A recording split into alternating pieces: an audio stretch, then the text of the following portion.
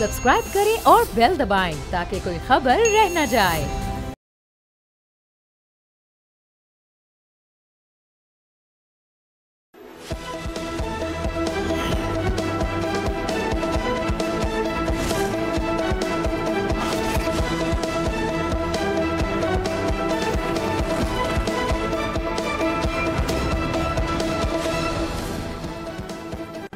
अस्सलाम वालेकुम। प्रोग्राम में खुश आमदीद। मैं हूं अफसा कोमल। हुकूमत और उसके इत्तेहादी तो ये दावा कर रहे थे कि पीटीआई अब इररेलेवेंट यानी गैर मुतल्लिका हो चुकी है, मगर आज पीटीआई एक बार फिर से खबरों में है और लेकिन किसी मुस्बत हवालों से नहीं है। पार्टी के दरमियान जो इख्तलाफात हैं वो पीटीआई को एक बार फिर से खबरों में लेकर आए हैं और नौबत अब यहाँ तक पहुँच चुकी है कि कारकुनान न सिर्फ अपनी क़यादत के ऊपर गद्दारी के इल्ज़ामात लगा रहे हैं बल्कि एक दूसरे के आमने सामने भी आ रहे हैं। आज खैबर पख्तूनख्वा से ताल्लुक़ रखने वाले कारकुनान ने सूबाई सदर और वज़ीर आला से बड़े सख्त सवाल यहाँ तक पूछा कि इमरान खान से उन्होंने गद्दारी क्यों की, सूबाई बजट क्यों पास किया उनकी मर्जी के बगैर। सुनिए कारकुनान की गुफ्तगू। बताया जाए कि खान के साथ ये गद्दारी क्यों, उनकी मुशावरत के बगैर क्यों हमारा जो बजट पेशावर का केपीके का मंजूर हुआ, क्यों हुआ? सर आप वहाँ का हिस्सा है ना, केपीके का हिस्सा है, आप कैसे इनकार करते हैं?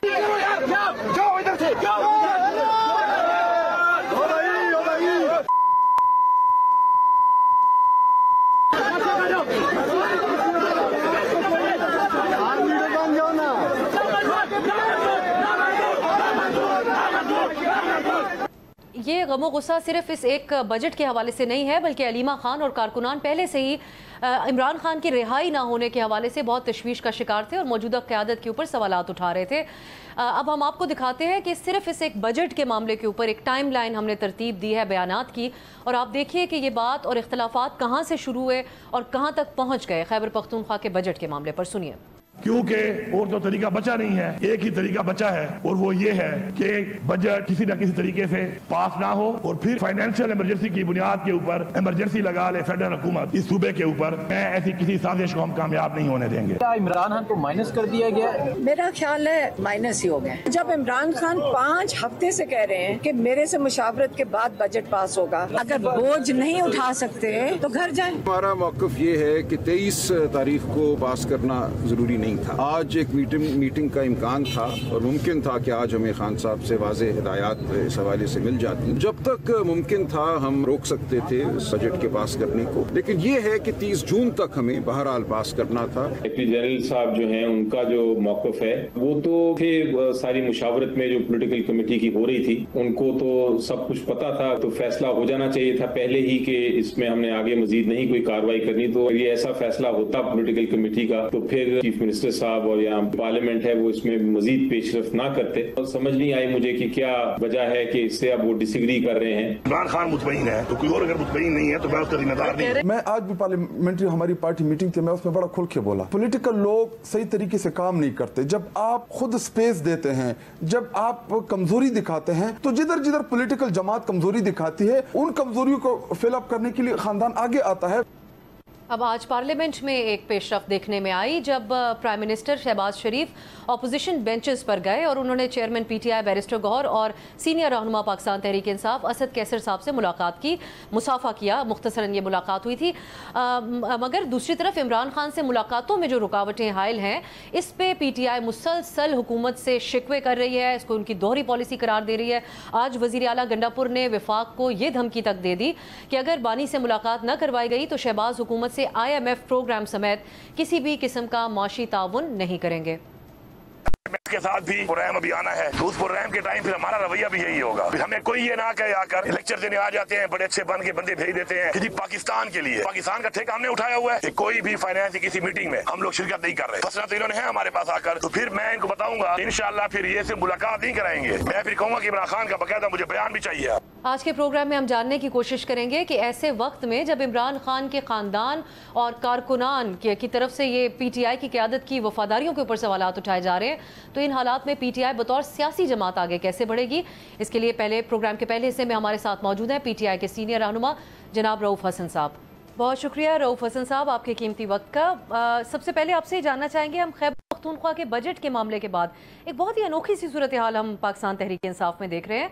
एक तरफ कारकुनान है, वो पहले से ही गम और गुस्से का शिकार थे कि पार्टी के जो सरबराह हैं वो जेल में हैं, लेकिन अब इस बजट को लेकर वो अपने शकूक का इजहार कर रहे हैं। लेकिन सिर्फ ये नहीं है, पार्टी के सेक्रेटरी जनरल सलमान अकरम राजा और जो इत्तलात को देख रहे हैं शेख वकास साहब, उन दोनों के बयान भी आपस में मैच नहीं कर रहे। तो यकीनन पाकिस्तान की जो सियासी तारीख को देखें, उसमें सियासी जमातों पे बहुत मुश्किल वक्त भी रहा, लेकिन इस कदर कन्फ्यूजन पार्टी के अंदर नहीं देखी गई है। क्या वजह है इसकी? इस कदर कंफ्यूजन नहीं देखी गई, लेकिन इस कदर जुल्म और जबर भी नहीं आपने देखा होगा। इस कदर आपने फस्तायत भी नहीं देखी होगी। आपने ये भी नहीं देखा होगा कि एक शख्स को बिल्कुल आइसोलेट करके रख दिया गया है। आइन के तकाजे पामाल किए गए हैं, कानून के तकाजे पामाल किए गए हैं।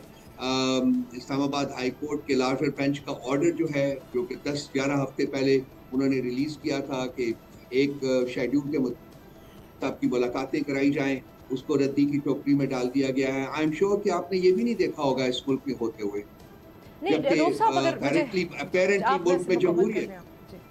यहाँ पे मुल्क में जमहूरियत है। प्रॉब्लम जो है, मैं आपको अर्ज करता हूँ, प्रॉब्लम ये है कि आप खान साहब से अगर मुलाकात नहीं करने देंगे तो किस तरीके से हम उनसे ऑर्डर्स लेंगे, उनकी इंस्ट्रक्शंस जो है वो हम तक पहुँचेंगी या हमारी रिक्वेस्ट उन तक पहुँचेंगी। रऊफ साहब, हुकूमत तो पहले से मुख्तलिफ पाबंदियां, जिसको आप फिस्तायत का दौर कहते हैं, हमने देखा ये इलेक्शन से लेकर अब तक PTI के लिए बड़े मुश्किल हालात भी रहे, इसमें तो कोई शक नहीं है। लेकिन ऐसी सूरत हाल में इस हद तक रिलाई करना कि आपकी मुलाकात भी आपकी मर्जी के मुताबिक हर बार हो जाएगी, जो कि नहीं हो पा रही और आप लोग ये अपने सामने रख भी रहे हैं ये तहफ़्फ़ुज़ात, तो फिर दूसरा प्लान बनाना, किसी और को बाइख्तियार बनाना अगर मुलाकात ना हो, ये किसकी जिम्मेदारी है? ये हुकूमत की जिम्मेदारी है या PTI की क़यादत की जिम्मेदारी है?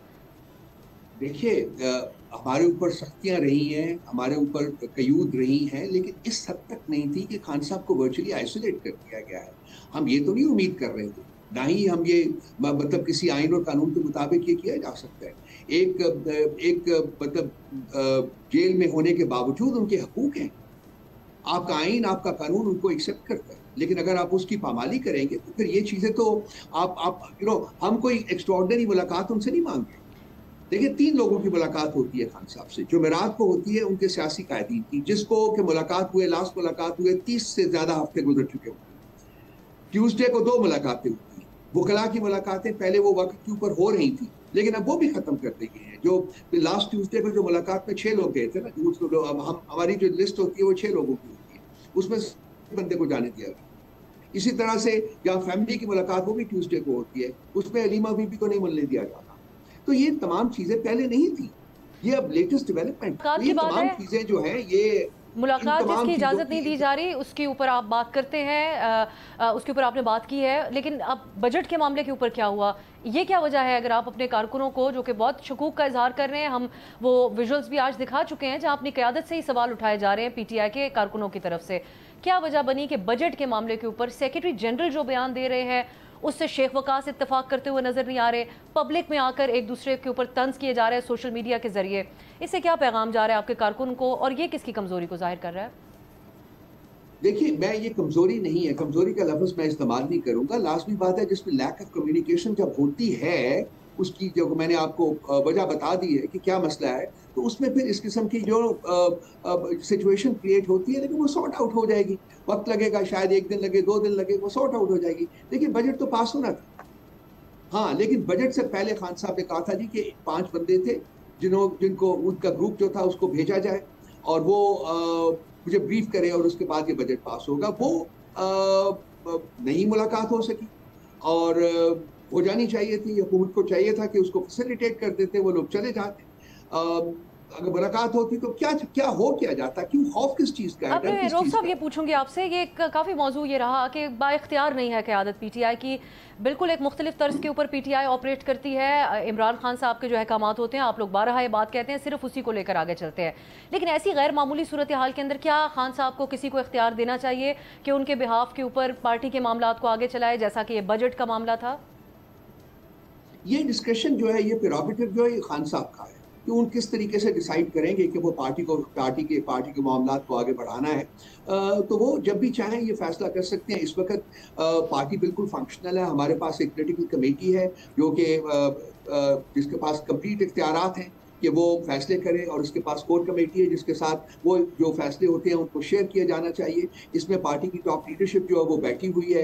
इसी तरह से केपी में जो सूबे में जो हुकूमत है वो भी उन मामला पिछले एक साल से ज़्यादा अरसे से वो चल रहे हैं और बहुत ऐसे तरीके से चल रहे हैं।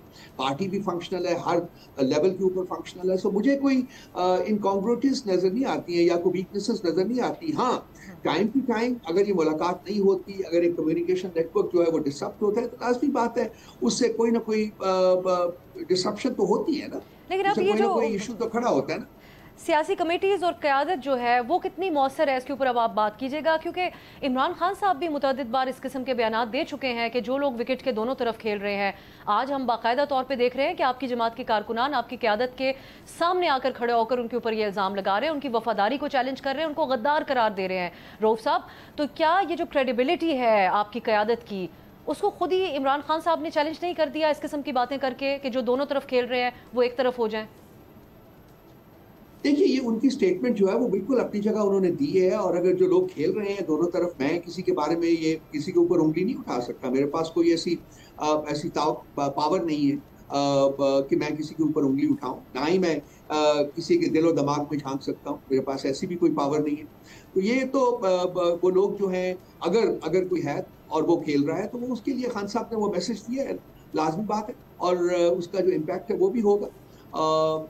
लेकिन पार्टी के मामला, जैसा कि मैं अर्ज कर रहा हूँ, पहले भी पॉलिटिकल कमेटी फैसले करती है। आज भी हमारी मीटिंग है, उसमें फैसले होंगे और उनको इम्प्लीमेंट किया जाएगा। हाँ, वो फैसले जो है हमने पहुंचाने होते हैं खान साहब के पास, मैकेनिज्म जो है वो ये है, और वो उसको एंडोर्स भी करते हैं कि ये कर लीजिए, तो वो फिर फैसले होते हैं। अब ये है कि उन तक पहुंचाए बगैर हम जो उन फैसलों को इम्प्लीमेंट करने जा रहे हैं, हम करेंगे फ्यूचर में। जब तक ये हालात जो है वो नहीं बदलते, जब तक खान साहब के साथ हमारी मुलाकातें जो है वो स्ट्रीमलाइन नहीं होती, तो पीसी को, पॉलिटिकल कमेटी को और रिस्पॉन्सिबिलिटीज टेक ऑन करनी पड़ेगी।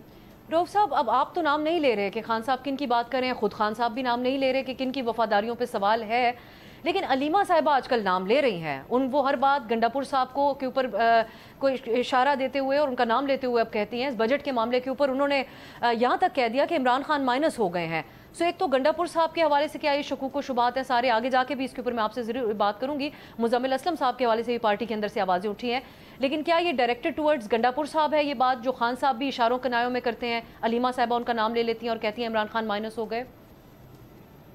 देखिए, पहले मैं चीज़ें क्लियर कर दूं, इमरान खान साहब ना माइनस हुए हैं और ना इमरान खान साहब माइनस हो सकते हैं।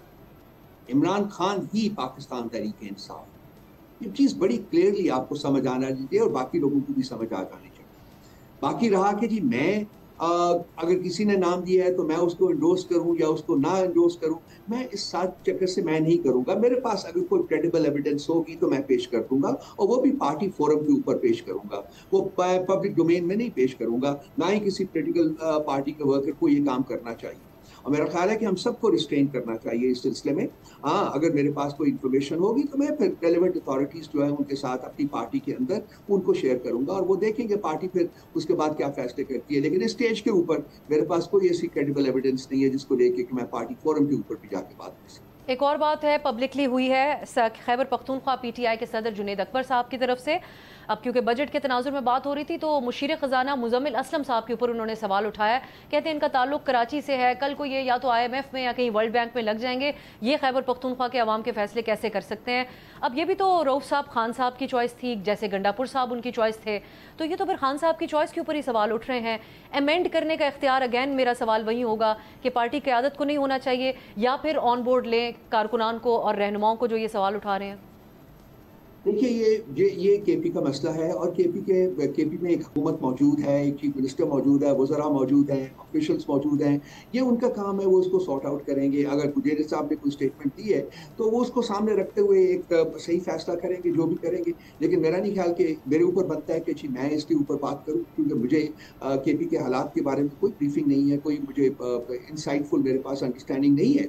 तो ये फंक्शनल इश्यूज हैं। ये फंक्शनल इश्यूज जो हैं वो फंक्शनल तरीके से ही मैनेज किए जाते हैं। मेरा नहीं ख्याल कि इस पे कोई कंसर्न होना चाहिए या कोई इतनी बड़ी बात हो गई है।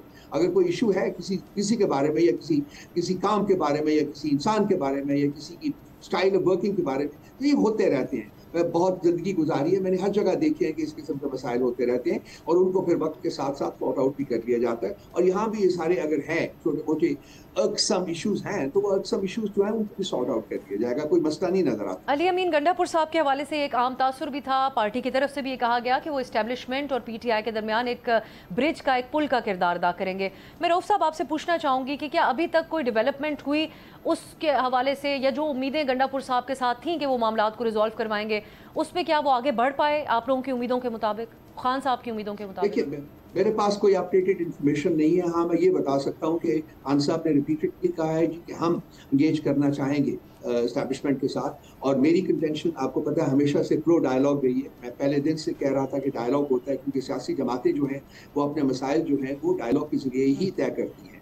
ये डायलॉग बहुत लेट हो गया है, बहुत पहले हो जाना चाहिए था, लेकिन मेरी कंटेंशन थी और है कि पीटीआई और एस्टैब्लिशमेंट के दरमियान डायलॉग जो है, एंगेजमेंट जो है वो इनेविटेबल है, वो होगी ही तो इस मुल्क के मसाइल जो है वो कुलियतन ख़त्म होंगे, आगे बढ़ेगा मुल्क।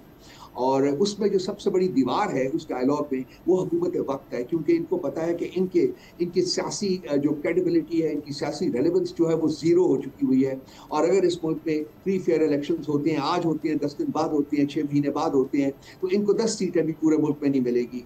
वो PMLN हो, पीपल्स पार्टी हो या वो MQMP हो, ये ख़त्म हो चुके हुए हैं। ये सियासी जनाजे लेके चल रहे हैं और अब ये किसी और के सहारे के ऊपर हुकूमत कर रहे हैं, अवामी मैंडेट के ऊपर हुकूमत नहीं कर सकते।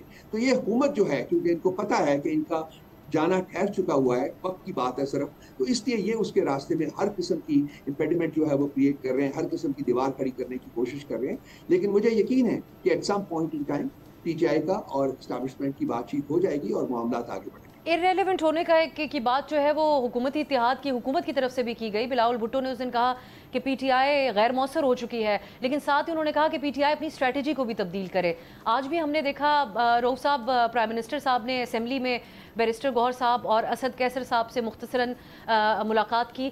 सो क्या अब भी हुकूमत से बातचीत करने का कोई इम्कान मौजूद नहीं है इन सियासी जमातों से जो आपको अपनी स्ट्रेटजी तब्दील करने का कह रहे हैं, आपको इररेलेवेंट कह रहे हैं मौजूदा तनाजुर में, जब हुकूमत सिफारती लेवल्स के ऊपर बहुत एक्टिव है, अहम लेवल्स के ऊपर मुलाकातें हो रही हैं, उन डोनाल्ड ट्रंप के साथ कुर्बतें इस निज़ाम की नज़र आती हैं जिनके ऊपर आपकी जमात का बहुत इन्हिसार था। सो हुकूमत क्या एक बहुत कंफर्टेबल पोजीशन में नहीं है और पीटीआई को 2 कदम पीछे बढ़ के सियासतदानों से अब बात करने की जरूरत नहीं है?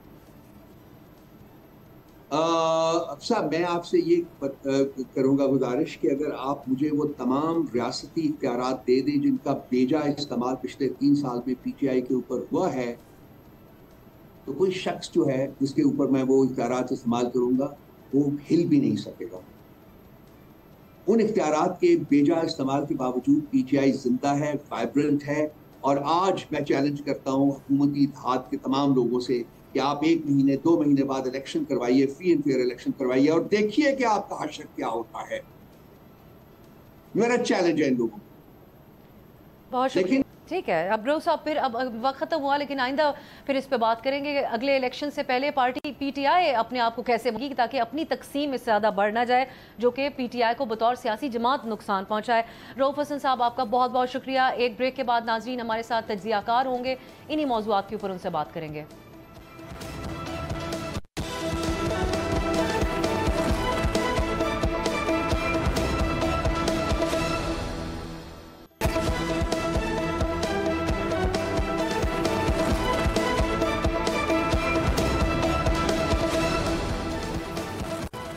ब्रेक के बाद खुश आमदीद। पीटीआई में तकसीम, जिसकी ब्रेक से पहले हम बात कर रहे थे, इसके अलावा हुकूमत की तरफ से एक हाइब्रिड निज़ाम पर बहुत फ़ख्र करना, इन दोनों को हम मौज़ूआत बनाएंगे। हमारे साथ सीनियर तज्ज़ियाकार मौजूद हैं, जनाब मोहसिन बेग साहब और माजिद निज़ामी साहब। बहुत बहुत शुक्रिया आप दोनों का।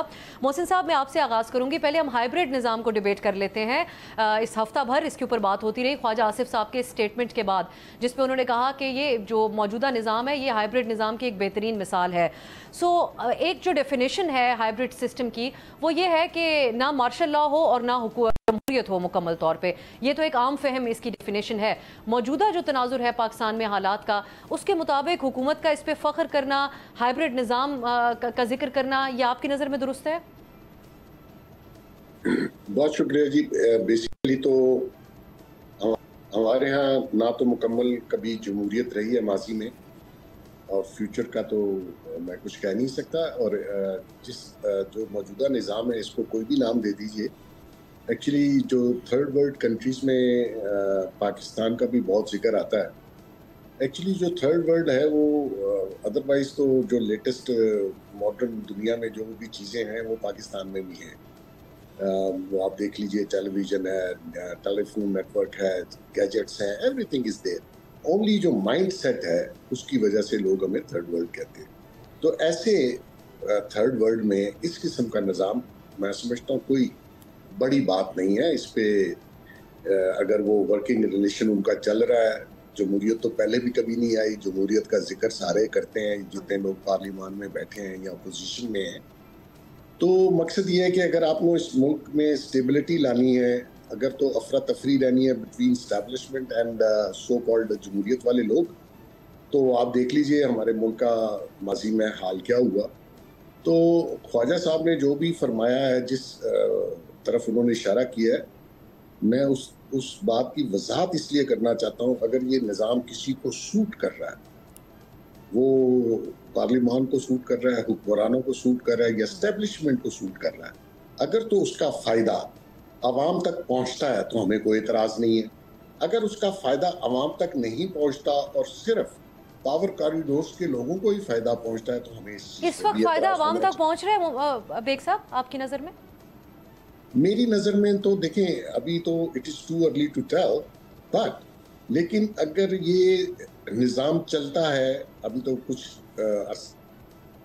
एक साल या दूसरे बजट में तो अंदाज़ा नहीं किया जा सकता, लेकिन अगर इसका फ़ायदा आवाम को नहीं पहुंचता तो हमें बहुत ज़्यादा एतराज़ है और पूरे लोगों को एतराज़ होना चाहिए कि अगर तो हमें कम्युनिटी को और इस सिचुएशन को देखते तो फिर ऐसा निज़ाम।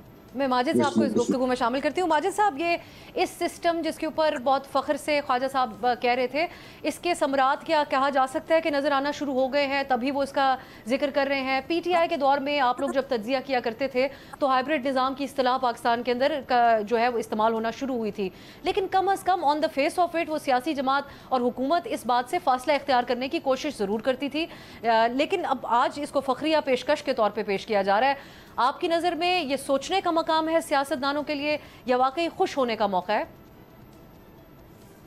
जी बहुत शुक्रिया। पहले तो इस चीज़ को समझने की ज़रूरत है कि ये तहरीक इंसाफ और मुस्लिम लीग नून का मसला नहीं है।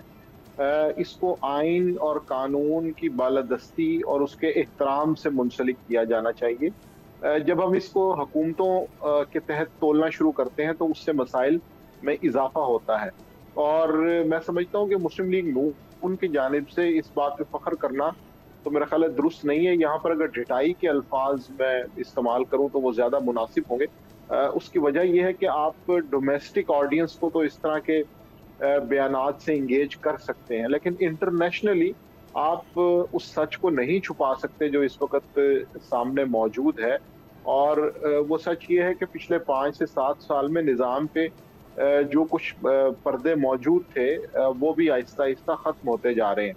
और ये अफोर्डेबल इसलिए नहीं है क्योंकि आइन ने ही पाकिस्तान में चीज़ों को डिफ़ाइन किया हुआ है, मुख्तलिफ पिलर्स बनाए हुए हैं, मुख्तलिफ इदारों को जिम्मेदारियाँ दी हुई हैं। तो अगर कोई इदारे उन जिम्मेदारियों से आगे निकलते हुए दूसरे इदारों के काम में मुदाखलत करते हैं तो इस पर मेरा ख्याल है फ़ख्र तो बिल्कुल भी नहीं होना चाहिए, और इस हवाले से चीज़ों को बेहतर अंदाज में हल करना चाहिए। ख्वाजा आसिफ का जो गुज़िश्ता 3-4 माह का ट्रैक रिकॉर्ड है उसमें कई इर्रिस्पॉन्सिबल स्टेटमेंट्स उनकी जानिब से आई हैं। कई दफ़ा तो दफ्तर खारजा को उनकी तस्हीह करनी पड़ी और कई दफ़ा अवामी तनकीद का उन्हें सामना करना पड़ा। तो मैं समझता हूँ कि अगर कोई इस तरह की चीज़ चल भी रही है जिसके अंदर इस्टेब्लिशमेंट और पॉलिटिशियंस जो हैं वो मिलकर काम कर रहे हैं तो उसके ऊपर शायद फख्र नहीं होना चाहिए, बल्कि इस सिचुएशन से निकलने के लिए इक़दामात करने की ज़रूरत होनी चाहिए। बिल्कुल सही, मतलब यह नहीं कि कुछ थोड़ा भरम तो रख लिया जाए जमहूरी निज़ाम के नाम का कम अज़ कम और आईने पाकिस्तान का। बेग साहब, अब हमने ये भी देखा कि जब नून लीग ने बातचीत करनी थी, मरियम नवाज़ का बहुत मशहूर ये स्टेटमेंट था एक इंटरव्यू में कि हमें वो रास्ता आता है और वो बड़ा आसान रास्ता है, और आगे उन्होंने ये भी कहा था कि उसमें बूट पॉलिश करने पड़ते हैं। ये बड़ा फेमस हुआ था उनका स्टेटमेंट जब वो अपोजिशन में थे और बड़े मुश्किल दौर से PMLN गुजर रही थी। आज PTI एक मुश्किल दौर में है, वो भी इस्टेब्लिशमेंट से बात करना चाहते हैं। नून लीग के रास्ते जो बहाल हुए उस हवाले से भी यही कहा जाता है कि इस्टेब्लिशमेंट से बातचीत करके, तो ये ठीक है इस वक्त जिस अंदाज में PTI देख रही है कि इस्टेब्लिशमेंट से बात करेंगे तभी मुश्किलात से निकलेंगे? यहाँ पे पाकिस्तान की पर्टिकुलरली मैं बात करूँ तो आपको इस निज़ाम में इस्टेब्लिशमेंट को माइनस करके अगर आप समझते हैं कि आप अपनी मनमानी करके कमिट कर सकते हैं तो वो किसी की भूल होगी। ना तो यहाँ पे जमहूरियत है, ना हमारे जमहूरी लोग हैं, ना ये जमहूरी पार्टीज हैं। ये जिस तरीके से इलेक्ट होते हैं, इलेक्शन जिस तरीके से होते हैं, सब आपको पता है, मुझे रिपीट करने की ज़रूरत नहीं है। ऐसे माहौल में आप अपनी इंडिपेंडेंट पार्लियामेंट की कहीं आइन में कोई एग्जिस्ट नहीं करता।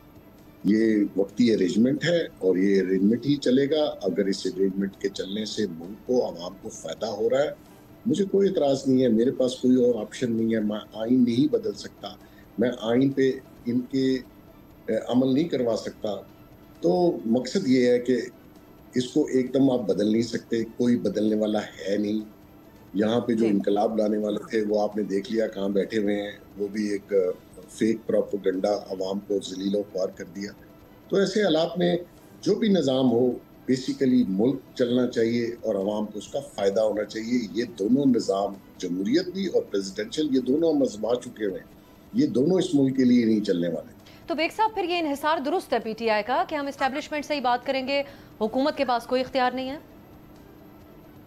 देखिए, इस्टेब्लिशमेंट इस मुल्क की एक हकीकत है और पावर लाया करती है। और कोई कहे कि जी मैं किसी और से बात करना चाहूँ तो वो फ्रूटफुल नहीं है। और उनको पता है PTI को और उसके बानी को कि मैंने पहले भी स्ट्रेंथ कहाँ से ड्रॉ की थी और मैं कैसे पावर में आया था, उन्हीं के जरिए आए थे। अब भी हैं और वो सही समझ रहे हैं कि अगर कोई रिलीफ मिलेगा, क्योंकि उन्होंने पिछले दिनों में कोर्ट से काफ़ी रिलीफ लिया, फिर सूरत हाल बदल गई और वक्त उनके हाथ से निकल गया। अब उनको कोर्ट से शायद कोई उम्मीद रिलीफ की ना हो, इसलिए वो कहते से बात हो गई। NRO वहीं से मिलेगा, रिलीफ भी वहीं से मिलेगा। अब ये देखना है कि आया दूसरी साइड इंटरेस्टेड है उनसे बात करने के लिए। मेरे ख्याल में नहीं है।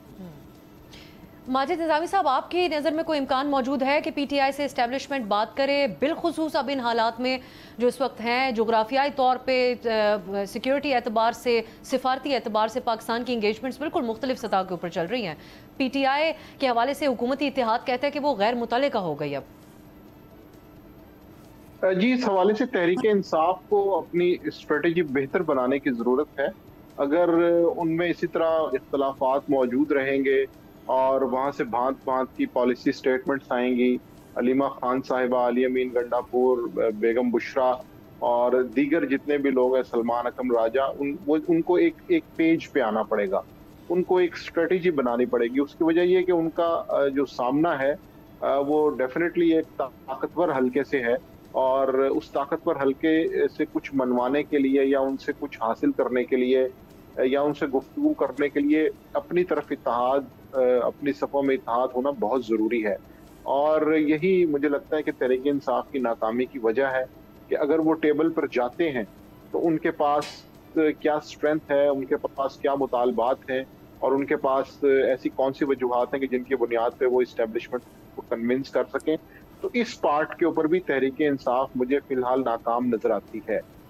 दूसरा मामला जो इस्टेब्लिशमेंट से रिलेटेड है या अदालती मुकदमात से रिलेटेड है, तो ये बिल्कुल एक हकीकत है। हमारे सामने मियां नवाज शरीफ की मिसाल मौजूद है कि उनके ऊपर जो है वो जजेस का तयन किया गया, चीज़ों को आगे बढ़ाने के लिए, तफ्तीश को आगे बढ़ाने के लिए सजाएं दी गई, सब कुछ आनन फानन हुआ।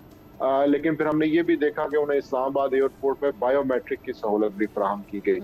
तो इससे पता ये चलता है कि जो अदालती निज़ाम से अगर कोई इंसाफ लेना चाहता है तो मैं समझता हूँ कि वो शायद एक दुरुस्त हिकमत अमली नहीं रखता, क्योंकि अदालती निज़ाम से इंसाफ लेने के लिए भी बहरहाल कहीं ना कहीं बातचीत होना जरूरी है।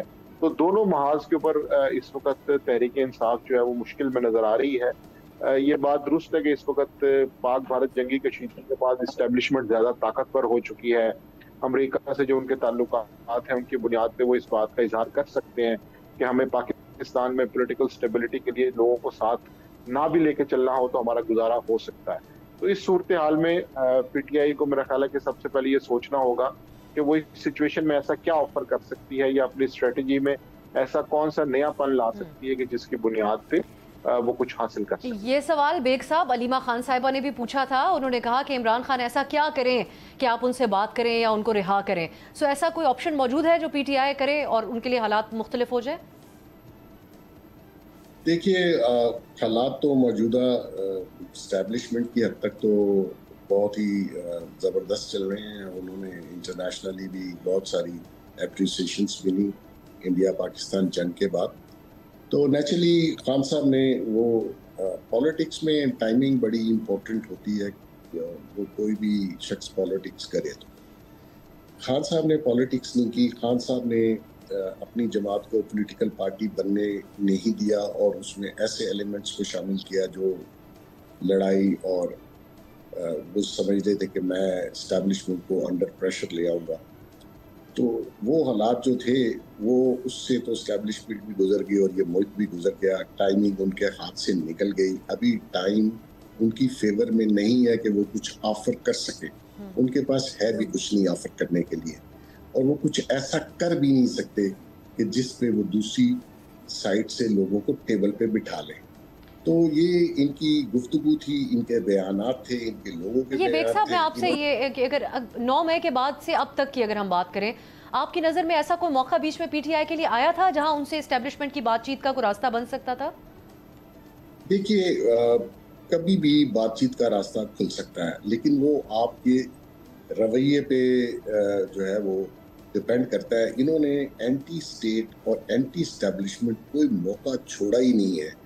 आप देखिए, बाहर इन्होंने जो जलसे जुलूस किए अमेरिका में किए, IMF का प्रोग्राम रुकवाने की कोशिश की, इन्होंने IMF को लेटर लिखे, इन्होंने जो एंटी एस्टेब्लिशमेंट काम था वो किया। और इनके जो लोग हैं सोशल मीडिया पे वो क्या कर रहे हैं वो आपके सामने है। ऐसे हालात में आप समझेंगे कि वो लोग आपके साथ बातचीत के लिए बैठेंगे? नहीं। आपने पहले अपना रवैया दुरुस्त करना है। आप इतना तो कर सकते हैं कि आप एक ऐसा रवैया शो करें कि आप बात करना चाहते हैं और आप इस मुल्क की तरक्की में एक पॉजिटिव रोल, नॉट कि नेगेटिव। आप हर चीज़ को आपने मलिया मेट करने की कोशिश की जिसका नुकसान एस्टेब्लिशमेंट को नहीं पाकिस्तान को था। तो ऐसी सूरत में वो क्यों आपके साथ बैठेंगे? और आपको उन्होंने कहा बड़ा क्लियरली कि आप 9 मई के ऊपर माफ़ी मांगे। इन्होंने बाकी लोगों को भी मरवा के रख दिया, जो बेचारे इनके वर्कर्स थे वो भी तक जेलों में हैं। इनको ये एहसास नहीं है कि मुझे अपनी ज़ात की नहीं अपने लोगों की भी फिक्र होनी चाहिए। और ये कसूर इनका था। अगर ये कहते हैं जी अभी भी डटे हुए हैं कि जी प्रूफ दे, भाई प्रूफ भी आपको वो दे देंगे जब कोर्ट ऑफ लॉ में जाएंगे। आपको अपोलोजाइज करना चाहिए था on behalf of your workers and on behalf of your party. You are a leader. Leader ऐसे नहीं बन जाता। लीडर को कुछ सेक्रीफाइस करना पड़ता है और फॉर विजन होनी चाहिए। अपने लोगों को आपने तबाह कर दिया, 2-2 साल से जेलों में पड़े हुए हैं और आपको कोई एहसास नहीं। आपको तो जो डाइट मिल रही है वो बाकी गरीबों को तो नहीं मिल रही। उनके जो हालात हैं जेलों में वो आप अंदाजा नहीं कर सकते। तो ये रवैया था जो दिखाना था कि ठीक है जी वी अपोलोजाइज, ये मिस्टेक हो गई। लेकिन ये 9 मई से पहले जिस किस्म की एस्टेब्लिशमेंट के खिलाफ तकरीरें स्कूलों कॉलेजों में ला के लोगों को प्रोवोक कर रहे थे एस्टेब्लिशमेंट के खिलाफ, वो सब चीजें रिकॉर्ड पे मौजूद है। तो ऐसे रवैये पे कौन बैठेगा इनके साथ? माजिद साहब, अब जो हमने पहले बात की कि हुकूमती इत्तेहाद पीटीआई के हवाले से कहता है कि वो गैर मुतल्लिका हो गई। पीटीआई के हक़ाइक़ इस वक्त बहुत मुख्तलिफ हैं बतौर एक सियासी जमात, लेकिन ये हमें बताएगा कि मुस्लिम लीग नून कितनी रेलिवेंट है। आप पंजाब से हमें ज्वाइन कर रहे हैं, तो वहाँ पंजाब में क्या रेलिवेंस है इस वक्त मियाँ नवाज शरीफ साहब की सियासत की? और अगर हम पीपल्स पार्टी की भी बात करें, इस बजट के दौरान जो इख्तलाफात सामने आए, खुलकर एक दूसरे के ऊपर तनकीद की गई, प्रोजेक्ट्स जो हुकूमती थे उनके ऊपर पीपल्स पार्टी ने बात की, कितनी रेलेवेंट है इस वक्त मुस्लिम लीग नून की सियासत बिलखुसूस मियां नवाज शरीफ साहब की? जी बिल्कुल, ये एक इंटरेस्टिंग पॉइंट इसलिए है कि इसमें तहरीक इंसाफ की रेलेवेंस का मसला नहीं है। हुकूमत की जो असल अपोजिशन है वो इमर्जिंग मिडिल क्लास है, जिसको हुकूमत से इस वक्त बहुत शिकायत हैं। पिछले साल सैलरीड क्लास से जितना टैक्स लिया गया, जिस तरह से बिजली के बिलों में इजाफा देखने में आया, इसी तरह बजट के जो बाकी उमूर हैं उनके ऊपर बेज़ाब्तियां देखने में आई, तो उससे मामला तहरीक इंसाफ की जानिब नहीं जाता, बल्कि वो इमर्जिंग मिडिल क्लास जिसमें रोज बरोज इजाफा हो रहा है, जो इस मुल्क की तरक्की में कंट्रीब्यूट करना चाहती है, उसको शिकायत है। और वो शिकायत अभी तक दूर नहीं हुई, क्योंकि पंजाब एक सबसे बड़ा सूबा है, तो यहाँ पर इस तरह की चीजें बिल्कुल डिस्कस की जाती हैं। अभी आपने पीपल्स पार्टी की बात की, तो गवर्नर हाउस का जो बजट 1.5 करोड़ रुपया होता था वो 1.5 करोड़ से बढ़ा के 15 करोड़ रुपया कर दिया गया इस बजट में, तो पीपल्स पार्टी राजी हो गई। अब ये वो नुक्ता है कि जिससे तहरीके इंसाफ या कोई और अपोजिशन जमात इत्तफाक या इख्तलाफ करे या ना करे, अवाम में इसमें बेचैनी पाई जाती है। मिसाल के तौर पे मरियम नवाज शरीफ की जो सीएम सेक्रेटेरिएट का बजट है वो उन्होंने 50 करोड़ से ज्यादा एडिशनल खर्च कर लिया, कोई पूछने वाला नहीं है। अब ये इस तरह की जो चीजें हैं, इनका तहरीके इंसाफ से या अपोजिशन से ताल्लुक ना भी हो, तो ये वो चीजें हैं कि जिससे अवाम में एक बेचैनी पाई जाती है। फिर इसी तरह शहरी अवाम के बारे में तो हम चलेंगे ख्याल कर सकते हैं कि जी वो कहीं ना कहीं तहरीके इंसाफ के साथ थे। पंजाब हुकूमत ने गंदम के ऊपर जो पॉलिसियां अपनाई हैं, उससे देहात के अंदर भी एक ऐसा अनरेस्ट और बेचैनी आई है कि जिससे पंजाब हुकूमत के लिए कोई इस वक्त पॉजिटिव फीडबैक कहीं से भी नहीं आ रहा। तो ये सारे हालात मौजूद हैं, लेकिन चूंकि सिस्टम एक ऐसा सिस्टम है कि जिसमें मुस्लिम लीग नून को भी कहीं ना कहीं अंदाजा है कि शायद हम अवाम के बलबोते पर आए ही नहीं हैं, तो इसलिए उनको खुश करके या उनको मुतमईन करके उनके शिकायत को कम करके क्या हासिल होगा। इस एतबार से तो फिर बड़ी परेशान कुन सूरत हाल है। बहुत बहुत शुक्रिया माजिद निज़ामी साहब और मोहसिन बेग साहब, आप दोनों के कीमती वक्त का। लेकिन नाजरीन, एक अहम खबर सिफारती लेवल के ऊपर शंघाई ताब का वज़राए दिफा का अहम इजलास, जिसमें भारत को बहुत सुबकी हुई है, इसकी हम तफसील आपके सामने रखेंगे एक ब्रेक के बाद।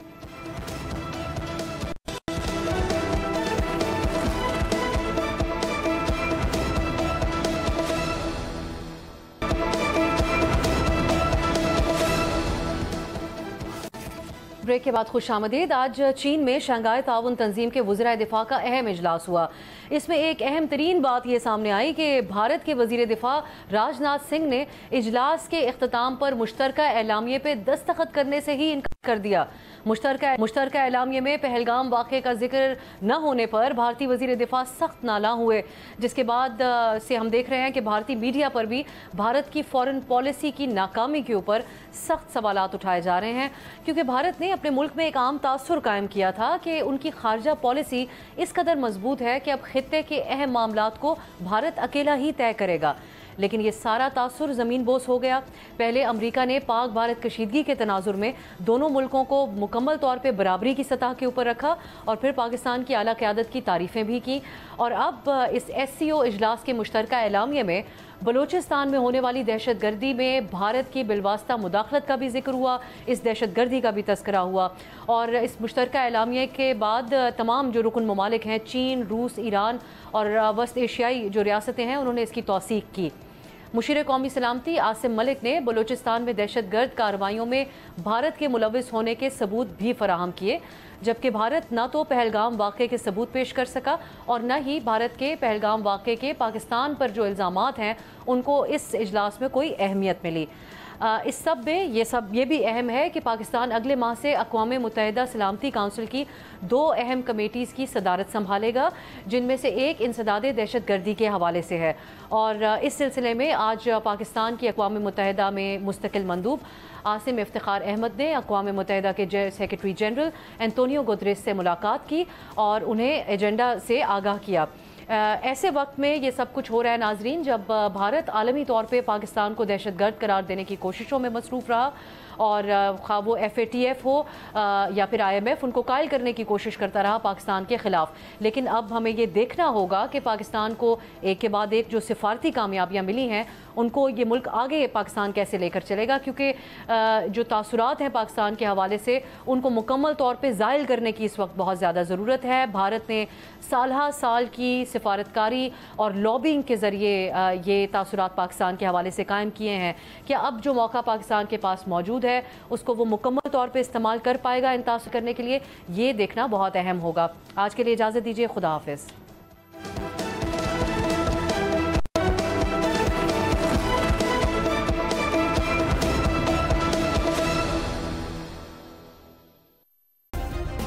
सब्सक्राइब करें और बेल दबाएं ताकि कोई खबर रह न जाए।